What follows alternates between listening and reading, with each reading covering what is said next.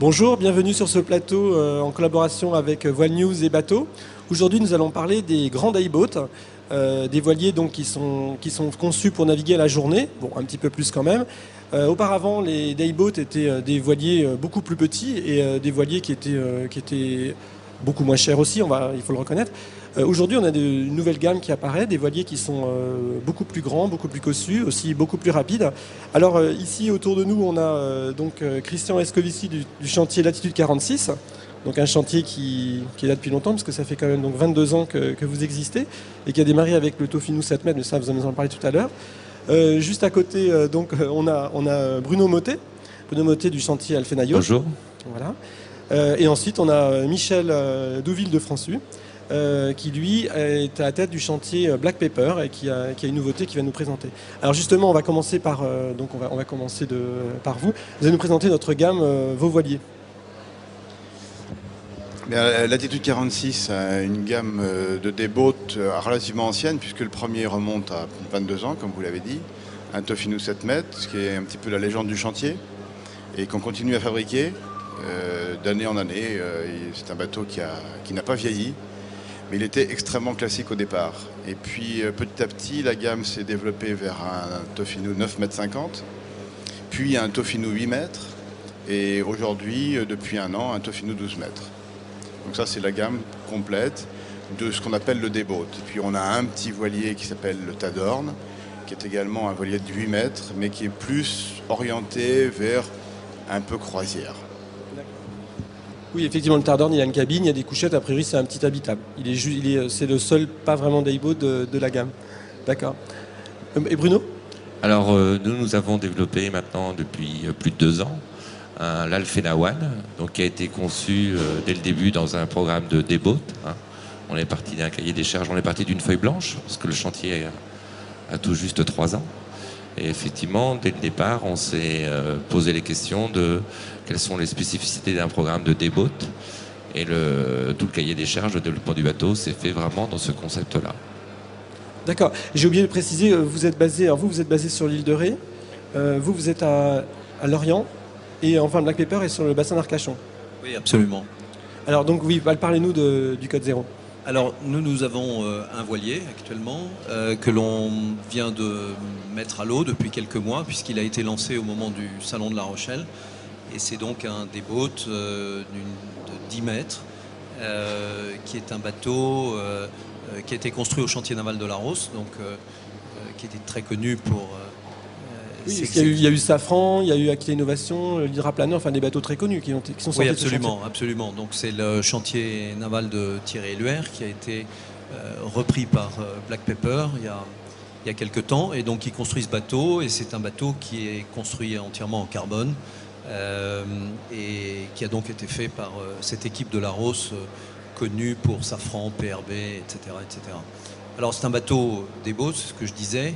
Mais c'est aussi un bateau sur lequel on a essayé de beaucoup travailler le design. Je voulais absolument faire un bateau dans cette ligne de design qu'on appelle vintage, et qui est une tendance qu'on a déjà remarquée chez certains constructeurs automobiles par exemple, et je trouve que c'est très intéressant. Donc voilà, c'est un dayboat vintage. D'accord, très bien. Et alors, vous allez aussi nous dire, qu'est-ce qu'on fait avec ces dayboats et qui les achète ? Selon la gamme, évidemment, le programme est un peu différent. Vous avez des clients qui se servent de leur bateau vraiment pour sortir 2 heures en famille ou tout seul. Vous avez des clients qui apprécient la rapidité du bateau. Donc là, on passe sur des Tofino 8 ou 9 mètres 50. Qui leur permettent de passer non seulement une journée en mer avec la possibilité de camper entre guillemets à bord, mais également de prendre beaucoup de plaisir à la voile. Ça, c'est un élément important, parce que dans le dayboat, une des caractéristiques principales, c'est d'avoir du plaisir, et d'avoir du plaisir à la voile. L'avantage du dayboat, c'est qu'on n'a pas les contraintes d'aménagement intérieur que peuvent avoir les autres chantiers. Et on est donc capable de fournir des produits qui sont beaucoup plus performants, beaucoup plus légers, beaucoup plus amusants, sensibles à la barre. Et les clients, beaucoup de clients recherchent ces sensations. c'est un peu comme piloter une Ferrari sur un circuit. Et sortir en déboat, ça fait partie de ce plaisir-là. Et puis dans les gammes un peu plus importantes, en ce cas, en ce qui concerne notre 12 mètres, on a la possibilité là d'étendre un peu le programme. On ne va pas dire à des croisières longues, mais à passer 2-3 jours à bord et rester, quand on est à Cannes, aller aux îles, aller à Parkrolles, aller en Corse, et rester à bord pendant 2-3 jours, ce qui augmente le plaisir d'utilisation de son bateau, sans pour autant que le confort intérieur ne permette d'y mettre 5 ou 6 personnes. Et d'où l'importance de l'utilisation solitaire. Il faut que le bateau puisse être utilisé seul. Et ça, c'est également un des éléments importants du déboat. On ne recherche pas nécessairement l'équipage, en tout cas dans notre gamme. Il faut pouvoir être capable d'utiliser le bateau seul. Et ça, c'est un élément important.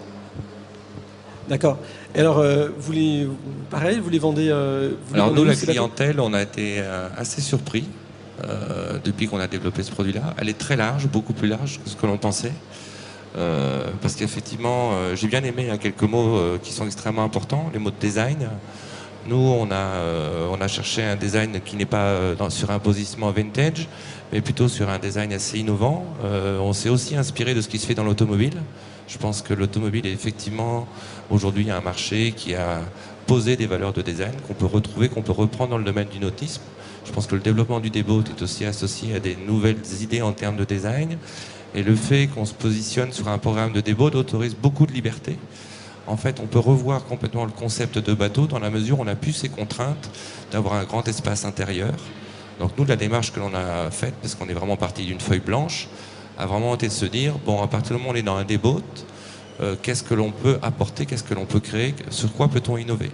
Et on a innové, nous, essentiellement sur le dimensionnement du cockpit, sur sa configuration, en envisageant effectivement des programmes qui puissent répondre à des gens qui cherchent un bateau performant, qui veulent vraiment naviguer, trouver des sensations, comme le disait Christian. Mais aussi, on a découvert, en faisant ce grand cockpit, qu'on s'adressait aussi à des familles. Et je pense que c'est extrêmement important dans le domaine du nautisme aujourd'hui d'arriver à faire naviguer des enfants, des jeunes. Et sur un des bateaux notamment qu'on a pu mettre à Saint-Tropez cet été, ils ont navigué à 5 en famille avec des petits-enfants. Et le déboat permet ça, parce qu'en fait, on a un grand espace extérieur, le cockpit devient vraiment stratégique, et à partir du moment où on se libère des contraintes des programmes de navigation de croisière, on arrive à créer des bateaux vraiment, vraiment innovants. Donc nous, la clientèle, aujourd'hui, elle va d'une personne qui a une trentaine d'années, voire moins, qui a des jeunes enfants, jusqu'à la personne, par contre, qui a beaucoup, beaucoup navigué, qui a eu un 40 pieds, un 50 pieds, et qui a eu donc rencontré toutes les problématiques de trouver un équipage, de trouver une place de port, de s'apercevoir qu'il sortait peu avec son bateau, compte tenu des contraintes imposées par les gros bateaux, et qui aujourd'hui, passé, je dirais, un historique de croisière, un âge de croisière, veut revenir à un bateau sensation, qui aime aussi les beaux objets. Je pense que le déboat se doit d'être un bel objet. Cette dimension donc, de design, d'esthétique et d'objet est très importante. Enfin, nous, on y travaille beaucoup. Et ça répond donc à un vaste programme, qui est un programme de navigation très moderne. Dans la mesure où aujourd'hui la croisière, chacun peut faire des croisières, trouver des loueurs sur toute la planète. Et la personne là n'est pas immobilisée avec un gros bateau. On va pouvoir louer quelques semaines s'il veut faire de la croisière. Par contre, va prendre son déboat pour naviguer une après-midi, 2 heures, voire un week-end. Et c'est donc un programme très très moderne. D'accord, donc c'est un peu de 30 à 77 ans, quoi. Exactement. Michel ? Alors, je partage un certain nombre d'idées qui viennent d'être énoncées. Ce que je pense, c'est que le déboat est un bateau qui a tendance à se développer aujourd'hui, effectivement dans un programme familial. On s'est aperçu que finalement, alors évidemment, ce sont des catégories de gens qui sont relativement fortunés parce que les produits que nous vendons sont des produits, et les uns et les autres, qui sont assez chers. Et ce sont des produits qui s'adressent à des familles qui avaient ou ont depuis des années des maisons de vacances dans un certain nombre de lieux sur la Côte d'Azur, à l'île de Ré, à l'île Dieu, au bassin d'Arcachon. Et ces gens-là qui aiment la voile et qui ont envie de naviguer en famille ne n'avaient plus l'utilité ou n'ont pas l'utilité d'avoir des bateaux de croisière. Ils vivent dans leur maison et ils ont envie tous les jours de prendre un bateau et de naviguer avec. Oui, Donc, ils préfèrent revenir à terre le soir, en fait. absolument. Donc ces gens-là sont souvent des gens qui avaient constaté une espèce de trou dans l'offre du marché. Et je crois qu'aujourd'hui, aussi bien Tofino que Alfena ou nous-mêmes apportons la réponse à ces gens-là. C'est-à-dire qu'on leur propose des bateaux sur lesquels ils peuvent partir en famille à la journée, qui sont des bateaux simples à manœuvrer, puisque je crois qu'une de nos préoccupations communes est de faire en sorte que ces bateaux puissent sortir seuls, en tout cas qu'on puisse sortir en solitaire avec. On sait tous très bien qu'il n'est pas toujours très facile de rassembler un équipage en quelques heures, mais qu'on peut avoir envie d'aller naviguer. Et donc, ce sont des bateaux qui sont vraiment adaptés, à mon sens, à une clientèle particulière. Donc, une clientèle de gens qui ont des maisons, des résidences secondaires et qui recherchent ce type de produit. Voilà. Et je pense que au-delà de ça, au-delà du programme journalier, au-delà du fait de pouvoir naviguer en solitaire, il y a aussi dans cette clientèle, et je crois, enfin, on pourrait continuer à échanger là-dessus, mais je pense qu'il y a aussi une notion d'élégance et de design. C'est-à-dire que ces gens-là ont besoin d'avoir des objets qui soient de beaux objets. Autrement dit, on parle d'objets, de bels objets, avant de parler véritablement de bateaux. Et je crois que c'est vraiment un point commun à nos trois sociétés. D'accord, on a parlé de certains endroits en France où vous aviez une certaine clientèle. Rapidement, à l'étranger, est-ce qu'il y a des endroits, des spots? Nous, je crois que vous, Tofino, vous avez fait une belle percée au Japon. Oui, alors nous, on peut dire qu'on exporte à peu près 90% de notre production, donc le marché est essentiellement étranger. C'est vrai que le Japon, c'est un marché qui s'est ouvert il y a 3 ans et sur lequel on ne peut pas dire qu'on fasse des grandes quantités de bateaux, mais sur lequel il y a vraiment une clientèle sensible. Tout le monde a utilisé le terme de design. Et je pense qu'on peut reprendre à notre compte cette préoccupation dans la mesure où c'est le succès de Tofino a été de mettre sur le marché de beaux produits. Et c'est la caractéristique principale. On a lancé cette année un Tofino 12 en faisant appel à Philippe Starck pour en dessiner l'intérieur, parce que ce souci du design, de la qualité, du haut de gamme est un souci permanent, et la clientèle que nous visons et qui s'est intéressée, on dira naturellement, à nos produits, est une clientèle qui recherche les beaux objets. Et on la trouve beaucoup à l'étranger, Japon, Australie, Nouvelle-Zélande, pour parler des pays les plus lointains, évidemment les États-Unis sur lesquels nous avons maintenant une représentation assez forte, mais l'Europe, d'une manière générale, et en particulier l'Europe du Nord, est également très sensible à tous ces produits design, modernes, faciles à utiliser. Et c'est pareil chez Alfena Yacht? Exactement. Aujourd'hui, nous, on fait plus de 80% de notre chiffre d'affaires à l'export. C'est effectivement un marché qui n'est pas national, qui est au moins européen. Et aujourd'hui, on a effectivement nos premiers contacts pour vendre des bateaux aux États-Unis. Je pense que c'est la culture. Il y a une dimension culturelle importante. Il y a effectivement le bel objet et la culture yacht. Hein, on est vraiment dans ce principe-là. Les gens reviennent maintenant vers des valeurs effectivement de voile que l'on trouvait plus au début du siècle. Hein. La démocratisation du nautisme, c'est quelque chose de relativement récent. La France a effectivement une position très très forte, mais il y a beaucoup de pays avec une culture voileuse, avec aussi une culture yacht et de beaux objets. Donc effectivement, les boats bien designés, le Made in France se vend très très bien. Hein, c'est une vraie référence. On apporte une confiance. Les gens le reconnaissent et savent qu'un bateau fait en France avec notre culture, notre pratique, notamment du côté atlantique, est vraiment reconnu internationalement. Et le marché n'est pas que local. Ça, c'est vraiment une grande évidence.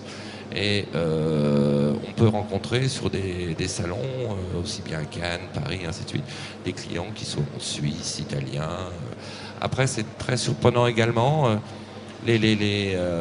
cette gamme d'âge, hein, qui, moi, c'est ce qui m'a vraiment surpris. Je pense que c'est très très large comme marché. On parle de marché de niche, mais en fait, il s'adosse pour moi, ce marché-là, à la démocratisation du nautisme. Heureusement qu'il y a le bateau de croisière qui répond à une offre, et nous, c'est un autre nautisme. On est plus vers le yachting. D'accord. Alors bon, le code zéro, lui, vient d'arriver, mais les premiers contacts aussi, pareil, à l'étranger, vous avez quelques spots qui se dessinent ou Oui, oui, tout à fait. Évidemment, le bateau vient d'être lancé, donc nous n'avons pour le moment pas de vente de bateaux réalisés à l'étranger, mais néanmoins, je suis très frappé par ce que disait Christian Iscovici, c'est par l'engouement des gens d'Europe du Nord en particulier. Donc c'est le premier feeling que j'ai. Je voudrais rebondir sur une chose en disant je ne suis pas du tout étonné que les jolis débots français s'exportent, parce que pour moi c'est un art de vivre, et je pense que l'art de vivre français s'exporte très bien. Et de ce point de vue-là, je pense effectivement qu'il y a sûrement des marchés très intéressants à l'export. Alors pour nous, c'est encore un peu jeune, on va s'y intéresser, mais je suis persuadé qu'il y a un bon potentiel à l'étranger. Il faut classer les grands boats à l'UNESCO, quoi, en fait. Un peu. On va parler de vos projets. Je crois qu'il y a quelques bateaux dans les cartons. Bon, on va commencer par vous, Christian. Des projets, on en a toujours. Hein. On a beaucoup de projets de développement, à la fois dans la catégorie des grands boats et comme d'ailleurs dans les plus petits. Je dirais que ce qu'il faut pour le moment, pour nous, le plus concret, c'est le lancement de ce nouveau modèle avec Philippe Starck, qui a évidemment entraîné un engouement particulier grâce en grande partie à la personnalité de Philippe, qui est quand même assez exceptionnelle, par son style, par son talent, qui a apporté des choses tout à fait intéressantes dans ce Tofino 12 qu'on a vendu à 5 exemplaires avant de commencer à faire ce bateau avec lui. Donc pour le moment, on est sur ce projet et j'espère que ce sera peut-être le début d'une collaboration un peu plus profonde. Moi, je crois qu'il y a il y a une petite vidéo qui tourne là-bas. Il faut parler d'Alfena 3. Voilà, donc nous on a un gros projet là maintenant qui est l'Alfena 3, qui est un projet sur lequel on travaille depuis plus de 8 mois. Alors c'est un travail collaboratif avec toute l'équipe. Bien sûr, depuis le début, on a Loïc Perron qui travaille avec nous sur les caractéristiques, je dirais, navigantes du bateau, hein, adossé à l'architecte Tanguy Billan, qui est aussi quelqu'un de féru de design. Et là, on a fait rentrer dans la boucle, en plus donc d'Hugues Marécaille et de moi-même, qui sommes représentants du chantier, un designer qui est Antoine Fritsch, qui est un designer très moderne et qui a parfaitement compris la signature que l'on voulait prendre, notre volonté d'innover en termes de design, en termes de proposition. Et la grande innovation de ce 12 mètres, en fait, est partie encore de cette analyse du programme de Deboat, où on a complètement libéré un cockpit arrière qui se transforme aujourd'hui en une terrasse de 13 mètres carrés. Les barres à roues qui sont nécessaires sur un bateau de cette taille-là sont complètement avancées de part et d'autre de l'entrée du roof. Et on propose à bord de cette grande terrasse, qu'est ce cockpit, un mobilier, ce qui est assez original, je pense. Un mobilier qui va être fait sur mesure. On va proposer un catalogue de mobilier avec 3-4 types de mobilier différents qu'on pourra adapter en fonction de la volonté du client. Donc on va pouvoir proposer un mobilier classé ACRS pour les gens qui vont vouloir afficher le bateau vraiment sous un angle plus sportif. Un mobilier un peu plus confort pour les gens qui voudront un programme de déboat un peu plus, je dirais, programme d'été, programme de navigation paisible. Et ce mobilier, il va être complètement mobile quand on sera au mouillage. C'est-à-dire qu'on pourra aménager la terrasse en le déplaçant, en le mettant sous forme de canapé orienté vers la mer, en mettant des espèces de méridiennes, des couchettes. On pourra complètement aménager sa terrasse comme on le fait sur une maison au bord de l'eau. Et le programme de Deboat, justement, qui nous permet d'oublier cette structure rigide qui est un bateau de croisière, on a remis tout à plat en disant, bon, à partir de ce moment-là, que peut-on faire? Et l'idée a été donc de transformer ce grand cockpit en terrasse. En terrasse modulable. Voilà. Est-ce qu'on peut, enfin c'est peut-être un petit peu tôt pour rêver d'un code 5 ou d'un plus grand, d'un plus petit? Oui, alors effectivement, c'est un peu tôt. Je crois qu'il faut d'abord se concentrer sur ce qui démarre. Sur le lancement du code 0. Par conséquent, on va se concentrer dans les mois qui viennent sur le lancement du code 0. Bon, il est vrai en revanche que la vie d'entrepreneur fait qu'on sait très bien qu'il faut anticiper. Et on a déjà un certain nombre d'idées, effectivement. Ça ne sera pas le code 3, mais ça sera le code 1. Voilà. D'accord, le code 1. Donc en avant-première, on a appris, d'accord. Voilà, tout à fait. Donc ça concerne ce développement-là. Et puis, nous travaillons aussi avec un designer dont je ne peux pas encore dire le nom, mais vous le découvrirez au salon Maison et Objets, et où le code 0 sera présent et exposé, et redesigné pour la partie intérieure par un designer connu. Merci beaucoup. Messieurs Christian, Bruno, Michel, je vous remercie. À très bientôt.